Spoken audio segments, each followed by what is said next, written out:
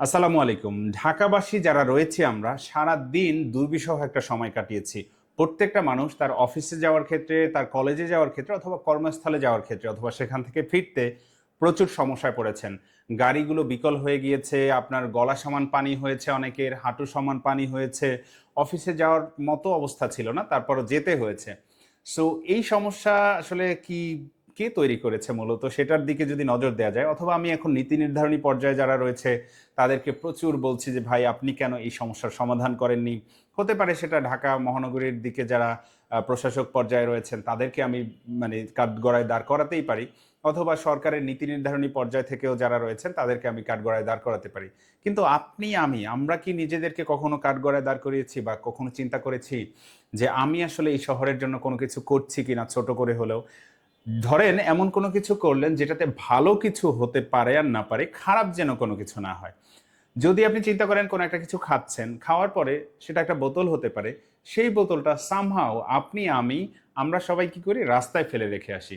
এটা আমার হাতে থাকলে হয়তো একটা আবর্জনা মনে হচ্ছে, কিন্তু রাস্তায় ফেলছি তখন আমার কোনো কিছু মনে হচ্ছে না। আবার একটা ঠোঙা বা একটা পলিথিন, সেটা কোনো কিছু মনে হলেই আমি দূরে হাতে থেকে ছুঁড়ে ফেলে দিচ্ছি। সো তখন আমার কোনো কিছু মনে হচ্ছে না। কিন্তু এন্ড অফ দ্য ডে এই সেম জিনিসটা আপনার আমার কতটুকু যে বিপদের কারণ হতে পারে সেটা কিন্তু আজকে আমরা টের পেয়েছি।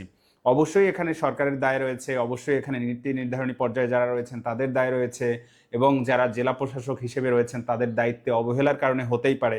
কিন্তু এন্ড অফ দ্য ডে এর বাইরে গিয়ে আপনি, আমি, আমরা বা আমাদের কিছু মানুষ যারা রয়েছি তাদের যে এই শহরের জন্য একটা দায়বদ্ধতা থাকা উচিত বা আছে, সেটা নিয়ে কখনোই কিন্তু আমরা চিন্তা করিনি বা আমাদের মাথায় কখনো নিয়ে আসিনি।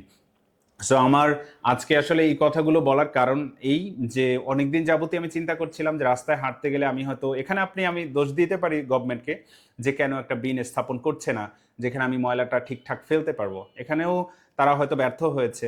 যেই বিনগুলো দিয়েছে সেগুলো টোকাই যারা ছিল তারা হয়তো ওখান থেকে নিয়ে ফেলে দিয়েছে, অথবা চুরি করে নিয়ে বিক্রি করে দিয়েছে। সো আপনি হয়তো আমাকে বলতে পারেন যে ভাই আপনি সুশীল স্বাস্থ্যে এসেছেন। না ভাই, এরকম কিছু না। আমি জাস্ট ব্যাপারটা ফিল করেছি। আমি কখনোই ময়লা আবর্জনা এগুলো চেষ্টা করি যে রাস্তায় না ফেলে হয়তো নির্দিষ্ট কোনো জায়গায় যদি পেয়ে যাই সেখানে ফেলার জন্য, অথবা আমার পকেটে করে হলেও বা ব্যাগে করে হলেও সেটা নিয়ে নির্দিষ্ট জায়গায় ফেলার জন্য। এটা আমি বরাবরই চেষ্টা করছি। সো আমি আমাদের সচেতনতা আসলে এই শহরকে মোটামুটি একটা খারাপ অবস্থার দিক থেকে বাঁচিয়ে তুলতে পারে। খারাপ অবস্থায় যেন চলে না যায় সেই জায়গা থেকে রক্ষা করার দায়িত্ব আমার, আপনার, আমাদের সবার। সো একই সাথে গভর্নমেন্টের নীতি নির্ধারণী পর্যায়ে বা উচ্চ পর্যায়ে যারা রয়েছেন কর্তৃপক্ষকে আসলেই বলবো যে বিন স্থাপন করা বর্তমান সময়ে খুব গুরুত্বপূর্ণ একটা বিষয় হয়ে দাঁড়িয়েছে। কারণ আপনি চিন্তা করেন আমাদের সরকারের প্রধান যিনি রয়েছেন, সরকার প্রধান যখন রাস্তায় জ্যামে দাঁড়িয়ে থাকে তখন কিন্তু আমাদের মনকে আসলে বলতে পারি যে ভাই আমার সরকার প্রধান যদি জ্যামে দাঁড়ায় থাকতে পারে তাহলে তুমি আমি কে? সো আমরা কিন্তু তখন সেই আইনগুলো মানছি।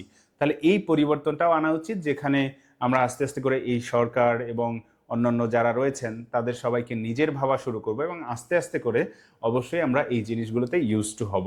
সো আশা করছি আপনি বুঝতে পেরেছেন আমার ব্যাপারটা। আরও কিছু ব্যাপার রয়েছে, যেমন আপনি রাস্তায় যখন চলাচল করেন তখন দেখবেন যে বজ্র ব্যবস্থাপনা এমন একটা দুর্বিষহ অবস্থায় দাঁড় করায় আমাদেরকে।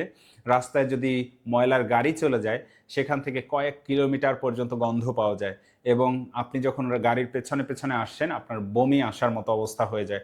সো এই জায়গাগুলো যেন একটু কনস্ট্রাকটিভ হয় এবং একই সাথে সবকিছু যেন সাজানো গোছানো হয়। আমরা এমন একটা শহর চাই, হয়তো এটা একদিন দুই দিনে সম্ভব না, কিন্তু যদি এখানে যারা রয়েছেন কর্তৃপক্ষ রয়েছেন, উপরের পর্যায়ে উচ্চ পর্যায়ে যারা রয়েছেন, যারা এটা নিয়ে কাজ করছেন, তারা যদি খুব সুন্দর করে চিন্তা করেন, আশা করছি ভবিষ্যতে আমাদের এই শহরটা এই অবস্থায় আর পড়বে না। আর যাদের গাফিলতি বা অবহেলার কারণে এখনকার অবস্থায় আমরা পড়ছি চরম সংকট, যেটা আসলেই আমরা রিসেন্ট পাস্টে এমন কখনো দেখিনি যে ঢাকা শহর এমন একটা খারাপ সিচুয়েশনের ভেতর দিয়ে গিয়েছে যেখানে পুরো শহর পানিতে ডুবে গিয়েছে। হয়তো যে কোনো সমস্যা থাকতে পারে, সেই সমস্যার খুব দ্রুত সমাধান চাই। একই সাথে আমরাও যেন সচেতন হই যাতে পরবর্তী সময়ে এমন সমস্যার ভেতরে আমরা না পড়ি। Thank you again for watching this video.